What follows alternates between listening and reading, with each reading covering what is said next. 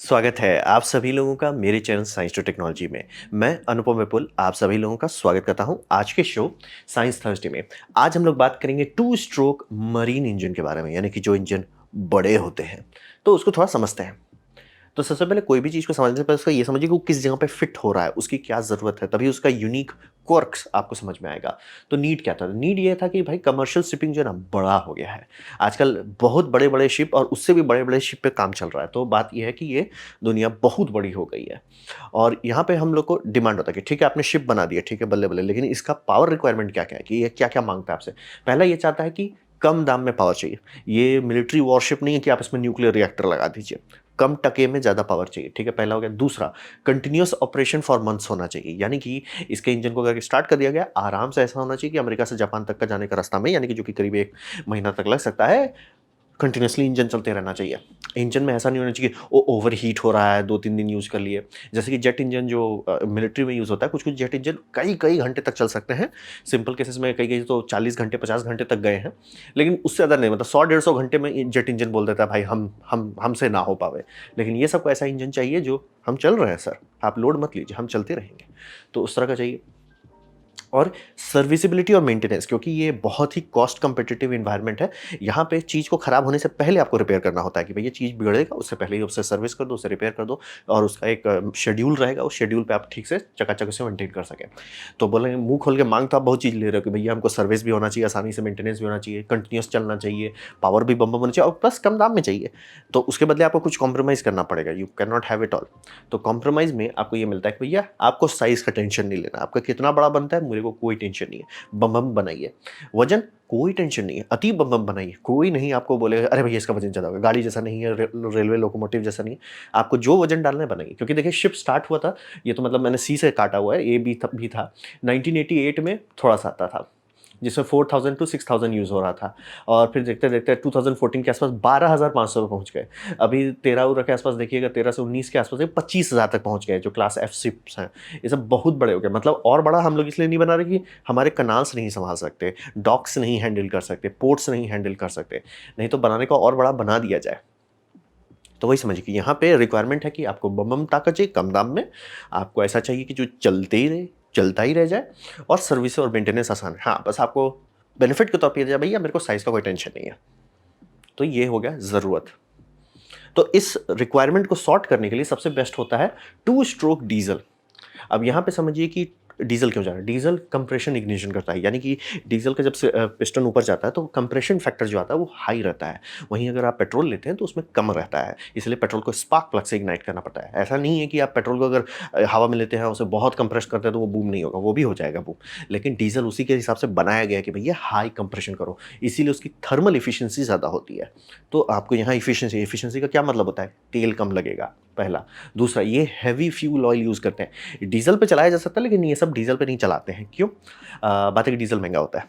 तो डीज़ल से सस्ता क्या होता है? आप क्रूड ऑयल को जब रिफाइन करते हैं नीचे एक टार ऑयल जैसा चीज़ निकलता है, उससे ये सब चलता है और उसका कोई टेक्निकल नाम नहीं है। जैसे डीज़ल बोलते हैं तो डीज़ल है, मतलब पेट्रोल, डीज़ल ये सब एक स्टैंडर्ड है। स्टैंडर्ड है जो आप मार्केट में कहीं भी खरीद सकते हैं। इसमें जो लगता है उसका बहुत सारा नाम है, जैसे आपका मरीन फ्यूल हो सकता है, बंकर ऑयल हो सकता है, ऑयल चला जाता है और वो सब इतने हाई विस्कोसिटी रहती है कि आप नॉर्मली पंप नहीं कर सकते उसे, जमा हुआ तार जैसा रहेगा। तो उसे 100 डिग्री सेल्सियस तक गर्म किया जाता है, तब जाके पंप कर सकते हैं। तो वही समझिए हैवी फ्यूल ऑयल यूज़ करते हैं। क्यों? सस्ता होता है। दूसरी बात, आपका कार्बन कंटेंट जितना बढ़ते जाए तो बढ़ता चलेगा। आपकी वॉल्यूमेट्रिक डेंसिटी बम-बम होती चली जाती है। जैसे कि समझिए हाइड्रोजन में ताकत बहुत है लेकिन डेंसिटी 0 है। वैसे ही समझिए मीथेन में आता है तो अब आपके पास ताकत और डेंसिटी दोनों आ रही है। वैसे बढ़ाते जाइए, हैवी हाइड्रोकार्बन में आते जाइए, आपका बढ़ते चला जाता है। ये जो चलता है वो सबसे हाईएस्ट रहता है। अब इसका आरपीएम जो है बहुत कम रखा जाता है, यानी कि लो आरपीएम, कितना कम? 100 आरपीएम के आसपास का टारगेट रहता है। बोलेंगे ऐसा क्यों है? ताकि ये चलता ही रहे। क्योंकि मैंने आपको बताया था कि कोई भी सरफेस टू सरफेस अगर आपका कांटेक्ट हो रहा है, जैसे कि आपका ये पिस्टन सिलेंडर वॉल है और पिस्टन ऐसे-ऐसे हो रहा है। अगर ये 100 बार हो रहा है एक सेकंड में, ठीक है? उसका एक एक्स अमाउंट ऑफ हीट निकलेगा। आप उसे 200 बार करेंगे तो 2x नहीं निकलेगा, वो 2.5x हो जाएगा। उसे 1000 बार करेंगे वो 500x हो जाएगा। एक्सपोनेंशियली फ्रिक्शन का वैल्यू भागता है अगर आपका सरफेस वेलोसिटी हाई है। यानी कि आप ऐसे-ऐसे करेंगे, फ्रिक्शन एकदम कोई टेंशन नहीं। फट-फट करेंगे, फ्रिक्शन बहुत ज़्यादा भाग जाता है। तो इसीलिए एक लिमिट होता है। जैसे इसलिए F1 में भी देखिए कि कहने को वो अपना इंजन को बहुत ज़्यादा आरपीएम कर सकते हैं, लेकिन नहीं करते क्योंकि 14,000 के आसपास जाने जाते हैं पीक आरपीएम मिलता है। 15 में ठीक है, उसके बाद घटने लगता है क्योंकि फ्रिक्शन ही एनर्जी वेस्ट करता है। तो इसीलिए जितना कम रखेंगे आरपीएम, उतना ज़्यादा एफिशिएंटली काम कर सके और इसमें जो हीट बिल्डअप है, वो आराम से आप निकाल सकते हैं क्योंकि ये इंजन को चालू करके छोड़ देना होता है कि आपने चालू कर दिया, बम चलते रहो भैया। अरे जी चलते रहो जी, अरे जी चलते रहो, टेंशन मत लो, 1 महीना तक चलते रहना है या उससे भी ज़्यादा। तो इसीलिए समझिए कम आरपीएम, हीट बिल्डअप नहीं होने देता, प्लस जितने भी पार्ट में फ्रिक्शन हो रहा है वो बहुत धीरे-धीरे खींचते हैं। और ये आप सुनते हो ना कि पेट्रोल और डीज़ल में सबसे बड़ा अंतर भी है, पेट्रोल बहुत हाई आरपीएम पे रहता है, डीज़ल बहुत कम आरपीएम पे रहता है। यही है सबसे कम डीज़ल आरपीएम पे जो आप जा सकते हैं। इस पे मतलब बेयरिंग सिस्टम जो है बहुत लंबा चलता है। और इसमें सुपर लॉन्ग स्ट्रोक देते हैं। यहाँ पे आप देखते हो कि एक रॉड रहता है, मतलब पिस्टन एक रॉड में आता है, वो पिस्टन ही पूरा अप डाउन होता है, फिर नीचे एक ठो क्रैंक रहता है जो उसको एंगल करता है और फिर उसको जोड़ा देता है। भाई ये एक एक्स्ट्रा स्टेप क्यों डाल रहे हैं? आपके गाड़ी के जो इंजन रहता है उसमें पिस्टन, उससे जो रॉड रहता है वो सीधा नहीं रहता, वो ऐसे-ऐसे घूमता रहता है, ऐसा क्यों नहीं कर रहे हैं? बात है कि अगर ये एक लंबा स्ट्रोक देते हैं तो वो एंगल अगर करने की कोशिश की है, बहुत बड़ा बन जाएगा इंजन, प्रैक्टिकल नहीं रहेगा और प्लस सिलेंडर वॉल उतना स्टेबल नहीं रह पाएगा। तो वो रॉड जो है कॉम्प्रोमाइज़ होता है। ऑब्वियसली आपका ज़्यादा पीसेस लग रहे हैं, लंबाई बढ़ जा रही है, लेकिन आपको ऊम्फ मिल रहा है कि हाँ भाई बम बम आप फ्यूल उड़ाओ, क्योंकि इसके अंदर एक सिलेंडर में एक फ्यूल इंजेक्शन के दरमियान 100 ग्राम तक फ्यूल डाला जा सकता है। समझिए एक फ्यूल इंजेक्शन में भाप नहीं छोड़ रहे हैं, 100 ग्राम फ्यूल डाल दे रहे हैं, उतने में आपकी गाड़ी कुछ किलोमीटर चल जाएगी। 100 ग्राम एक सिलेंडर, बूम। तो वही समझिए उतना ऊम्फ जो निकल रहा है, सिलेंडर वॉल होना चाहिए बम बम। तो सिलेंडर वॉल बम बम कैसे रहेगा? जब उसमें सिलेंडर को जगह देते हैं कि भैया तुम सीधे नीचे जाओ, सीधे ऊपर आओ, तुमको दाएं बाएं भड़कने का नहीं है। तो वैसा करके बना दिया जाता है कि भैया सिलेंडर लंबा रहता है। और उससे फ़ायदा ये रहता है कि स्ट्रोक लेंथ जो होती है बहुत लंबा होता है। ये सब मीटर्स में नापा जाता है कि भैया आपका नॉर्मल सिलेंडर देखेंगे तो उसमें इतना होता है भाई, वो भी ज़्यादा ही बता रहा हूँ। और इसमें देखिए हाँ जी जा रहा है जी, वो चला गया जी, वो आ रहा है। बहुत लंबा स्ट्रोक होता है। मतलब कई बार आपको देखेंगे फुल स्पीड पे भी चल रहा होगा, देखेंगे लगे बड़ा धीमे चल रहा है। वो स्ट्रोक इतना लंबा होता है। तो स्ट्रोक लंबा होने का क्या फ़ायदा होता है? वो पावर निकाल पाता है। और स्पार्क प्लग और एग्जॉस्ट वाल्व दोनों नहीं होते। स्पार्क प्लग क्यों नहीं होता बताया? कंप्रेशन इग्निशन है, बेनिफिट है, इलेक्ट्रिकल हुआ नहीं है, लंबा चलेगा। एग्जॉस्ट वाल्व नहीं होता। तो भैया ऊपर जो वाल्व ये मैंने गलत लिख दिया, एग्जॉस्ट वाल्व वो एयर इनटेक वाल्व नहीं होता। एग्जॉस्ट वाल्व है लेकिन एयर इनटेक नीचे से लिया जाता है, जो इस सेक्शन से आपको देखते हैं जैसे सिलेंडर नीचे आता है वो पोर्ट्स खुल जाते हैं, उससे हवा पुश करके हटा देता है। और इसका साइड इफेक्ट होता है कि ये 4 स्ट्रोक नहीं है, 2 स्ट्रोक है। साइड इफेक्ट होता है कि इसको कंप्रेस्ड एयर चाहिए स्टार्ट करने के लिए, यानी कि इसमें जो एयर इनटेक है वो एम्बिएंट से नहीं स्टार्ट किया जा सकता। उसको स्टार्ट करने के लिए एटलीस्ट 2 बार या 4 बार तक कंप्रेसर चलाया रहेगा, तब जाके वो स्टार्ट कर पाएंगे। तो वो उसका साइड इफेक्ट। हाँ, एक बार चालू हो जाएगा तो टर्बो चार्जर लोड ले लेगा, टेंशन नहीं है, लेकिन स्टार्ट के लिए आपको एयर को कंप्रेस करना पड़ेगा, नहीं तो नहीं करेगा, क्योंकि हैवी फ्यूल ऑयल आप नॉर्मल हवा में जला भी नहीं सकते। तो ये हुआ डिज़ाइन। इसीलिए देखिए हर डिज़ाइन में आपका रहता है कि नीचे से एयर इनटेक डाला जाता है, ऊपर से एग्जॉस्ट निकाला जाता है और कोई टेंशन, सिर्फ 2 स्ट्रोक, ज़्यादा हुआ नहीं, ज़्यादा पार्ट्स नहीं, सब लंबा। और आरपीएम कम होने के कारण लाइफ स्पैन लंबा मिलता है और स्ट्रोक बहुत बड़ा होता है तो बहुत ज़्यादा पावर निकाल सकते हैं। यानी कि ये सब का पावर हॉर्स पावर में नहीं, मेगावाट्स में नापा जाता है। यानी कि कुछ कुछ है जो दुनिया में 80 मेगावाट तक चलते हैं। 80 मेगावाट बहुत ज़्यादा पावरफुल है। तो बात करें ऑपरेट कैसे करते हैं, तो ऑपरेशन में ये समझिए कि सबसे पहले आप गाड़ी स्टार्ट करते हो प्रेशराइज्ड एयर से। अब आप ये कैसे लेते हो वो आप पे है। आपको जनरली एक एयर ब्लोअर दिया जाएगा या आजकल मॉडर्न सिस्टम में टर्बो हाइब्रिड रहेगा तो वो एयर कंप्रेस्ड एयर से आपने गाड़ी स्टार्ट की, ठीक है। अब हवा गया नीचे से, ठीक है, नीचे का जो पोर्ट्स हैं, स्कैवेंज पोर्ट्स कहते हैं। हवा नीचे से गया, ऊपर गया, भरा। अब आपका पिस्टन ऊपर आएगा, पिस्टन जैसे ऊपर आएगा वहाँ पे फ्यूल डाल दिया जाएगा, फ्यूल कंप्रेस होगा। हवा आपने फ्यूल डाल दिया, पिस्टन कंप्रेस कर रहा है, तो एयर फ्यूल मिक्सचर कंप्रेस कर रहा है। और यहाँ पे कंप्रेशन जो टॉप डेड सेंटर जब पहुँचता है, बहुत ज़्यादा कंप्रेशन होता है। ऑब्वियसली हैवी फ्यूल ऑयल है, हवा में आग नहीं पकड़ेगा, वो बहुत डेंसिटी चाहिए होता है। यहाँ पे वो जब बूम होता है तब पिस्टन उसी का पूरा एनर्जी को स्कैवेंज करता है, नीचे जाता है। अब वो जैसे नीचे आता है उसी टाइम वाल्व ऊपर से खोल दिया जाता है कि भैया तुम निकल जाओ, एग्जॉस्ट निकल जाओ। एग्जॉस्ट जैसे ही निकलता है, अब उसको आप ये चलाते हो टर्बो पे। टर्बो से अब वो एयर इनटेक जो आ रहा है उसको चार्ज कर देगा और ये साइकिल फिर से रिपीट होगा। तो देखिए हवा आया नीचे वाले पोर्ट से, अब पिस्टन ने उसे कंप्रेस किया, तेल डाल के आपने बूम किया, तेल का जो बूम हुआ उससे ये नीचे गया, उससे ये क्रैंक आपका चला दिया और उस दरमियान आपने वाल्व को खोल दिया, वो गया टरबाइन को चला दिया ताकि आपका एयर इनटेक में जो एनर्जी चाहिए वो ज़रूरत नहीं है। स्टार्टर में भले आप टर्बो ये चला दो, क्या बोलते हैं, फैन से कंप्रेस कर दो, बाद में ज़रूरत नहीं पड़ेगा। स्टार्ट एक बार हो जाए, टर्बो कंप्रेसर अपने आप इसको चलाता रहेगा। और जो हवा कंप्रेस कर रहे हैं वो काफ़ी गर्म भी हो सकता है, आराम से 120 डिग्री सेल्सियस तक हवा गर्म हो सकता है। तो इसलिए उसको वाटर से कूल किया जाता है अराउंड 40 डिग्री सेल्सियस। उससे ठंडा क्यों नहीं करते? बात है कि अगर बहुत ठंडा करेंगे चांसेस होता है कि कॉन्डेंसेट आने लगेगा। कॉन्डेंसेट वाटर अगर सिलेंडर में जाए वो उतनी अच्छी बात नहीं होगी। तो जनरली इसीलिए सिर्फ 40 डिग्री तक ठंडा करते हैं और उसके बाद डाल देते हैं। मतलब अलग अलग इंजन का अलग अलग मैनुअल होगा। मैं जिस मैनुअल का देखा था तो उसमें 40 लिखा हुआ था।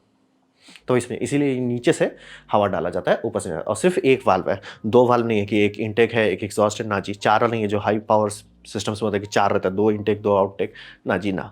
बस एक ठो है बाहर निकालने के लिए। और नीचे जो पोर्ट्स हैं वो इतना खुला हुआ है कि पिस्टन जैसे ही निकलता है फुक हवा घिस जाता है अंदर, और इसीलिए प्रेशर्ड एयर इनटेक रहता है। तो ये हुआ ऑपरेशन, ज़्यादा सिर्फ दो ही स्ट्रोक है, हुला लाला नहीं। अब बात करते हैं इसको ऑक्सिलरी कितना चीज़ चाहिए, तो बहुत सारा चीज़ चाहिए, मतलब ऑब्वियसली बहुत कॉम्प्लेक्स टेक्नोलॉजी है। लेकिन देखिए इसका साइज़ कितना बड़ा है कि ये उसके एग्जॉस्ट मतलब समझिए वाल्व है, और इस सब में टरबाइन लगाया रहता है। आप बोलेंगे भाई टरबाइन क्यों लगाया हुआ है? टरबाइन है ताकि वो घूमता रहे। ऐसा क्यों?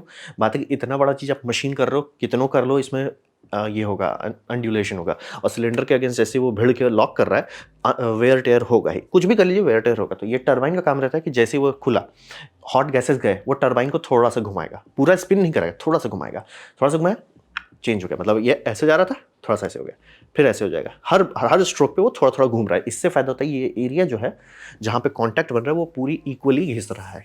मतलब उसमें ऐसा नहीं हो कि एक जगह गड्ढा बन गया वहाँ से सील लीक हो रहा, नहीं जी, पूरा का एकदम बढ़िया से घिसता रहेगा। ये बहुत बड़ा आता है, मतलब इतने बड़े आते हैं। मतलब मैं पूरा नहीं बोला, सिर्फ ये आपको हेड का साइज बता रहा हूँ, इतना बड़ा आता है। बड़ी चीज़ है ये सब। तो ये समझिए चलाया जाता है, और इसको बहुत ज़्यादा कंप्रेस्ड एयर का ज़रूरत है दो कारण से। पहला, आप स्टार्ट के दरमियान ऑब्वियसली एयर इनटेक में पावर होना चाहिए, कंप्रेस्ड होना चाहिए। दूसरी बात कि ये इतना बड़ा होता है स्टार्टर मोटर इसे नहीं घुमा सकता, और जो मोटर से इसे घुमा सकेंगे वो इतना बड़ा हो जाएगा कि कोई प्रैक्टिकल नहीं रहेगा। तो जनरली क्या किया जाता है, कंप्रेस्ड एयर से इसके सिलेंडर्स को ही मतलब सिलेंडर का एयर ये मतलब समझिए जहाँ फ्यूल इंजेक्शन है वहाँ पे आपको अलग से पोर्ट्स दिए जा सकते हैं, वो डाल डाल के फुस फुस करके उसे ठेल ठेल करके स्टार्ट करेंगे। ऐसा क्यों? सबसे प्रैक्टिकल वही रहता है, मतलब हवा डाल के उसे स्टार्ट करेंगे, उसको धीरे धीरे मतलब सीक्वेंस किया जाएगा, ठुश गया एक नीचे, ठुश दूसरा गया, तीसरा गया, और इस सब के लिए एक मैकेनिकल रोटर वाल्व रहेगा जो घुट घुट घुट घुट करके स्टार्ट करते जाएगा। जब आरपीएम पूरा पिकअप कर लेगा तब जाके उसमें फ्यूल इंजेक्शन मारा जाएगा।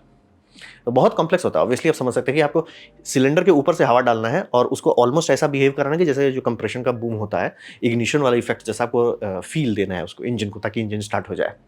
और फिर समझिए उतने ही तिगड़म वाला चीज़ आपको चाहिए इस इंजन को उल्टा करने के लिए, क्योंकि ये सब इंजन इतने बड़े होते हैं कि डायरेक्ट शाफ्ट प्रोपेलर पे जोड़ दिया जाता है जनरली।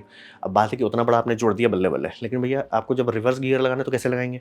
तो इंजन को उल्टा स्टार्ट करना पड़ता है। तो उसको करने के लिए पहले इंजन को रोको, फिर उसमें कंप्रेस्ड एयर का सिस्टम लगाओ, फिर उसका वाल्व टाइमिंग्स को बदलो, तब जाके उसको फिर से रिटर्न गियर करते हैं। तो ये दोनों चीज़ अथाह कॉम्प्लेक्स होता है। मतलब मेन इंजन देखेंगे ज़्यादा कॉम्प्लेक्स नहीं है, सिर्फ स्टार्ट करना है तो भी कॉम्प्लेक्स नहीं है।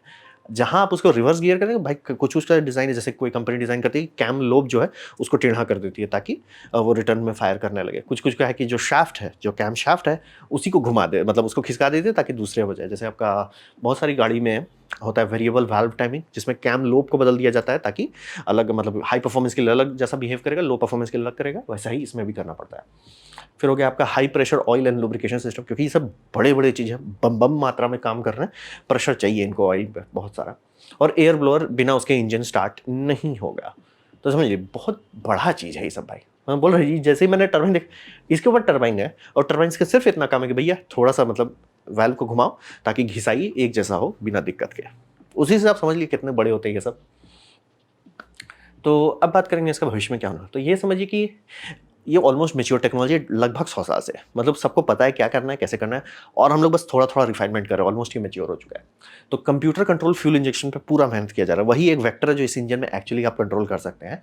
तो उसी में सारा काम किया जा रहा है कि सीक्वेंसिंग आप कैसे कर रहे हो ताकि इमिशन कंट्रोल हो सके।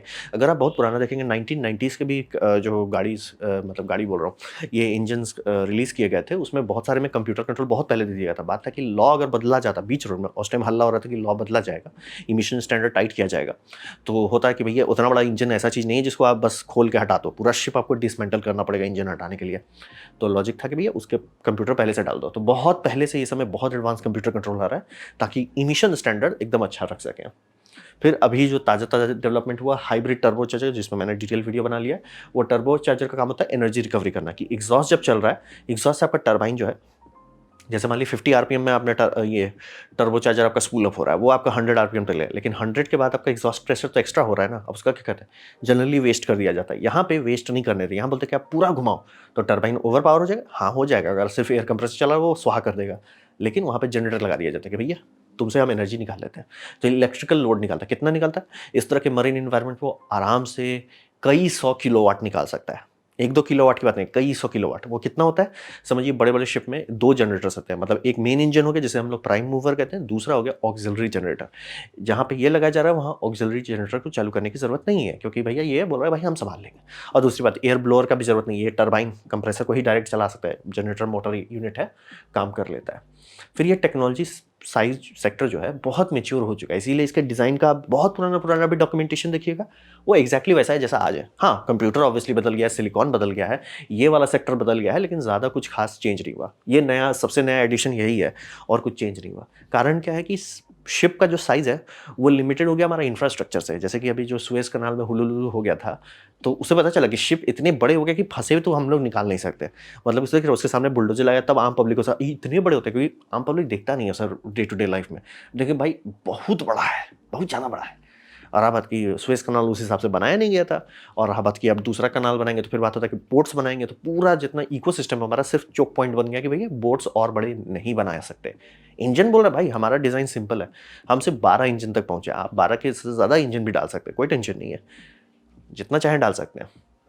लेकिन मतलब शिप का जो लिमिटेशन आ गया कि भैया प्रैक्टिकल नहीं है, तो इसीलिए ज़्यादा कुछ करते नहीं है। ये था मेरा presentation 2 stroke diesel marine engine के बारे में।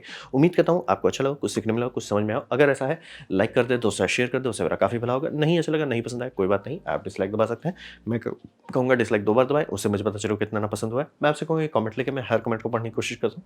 आपसे कहूँगा सब्सक्राइब कीजिए, बेल दबाइए। अगर आप फ्री हैं तो आपने मेरा वीडियो देखा, जो मुझे बहुत खुशी हुई। धन्यवाद।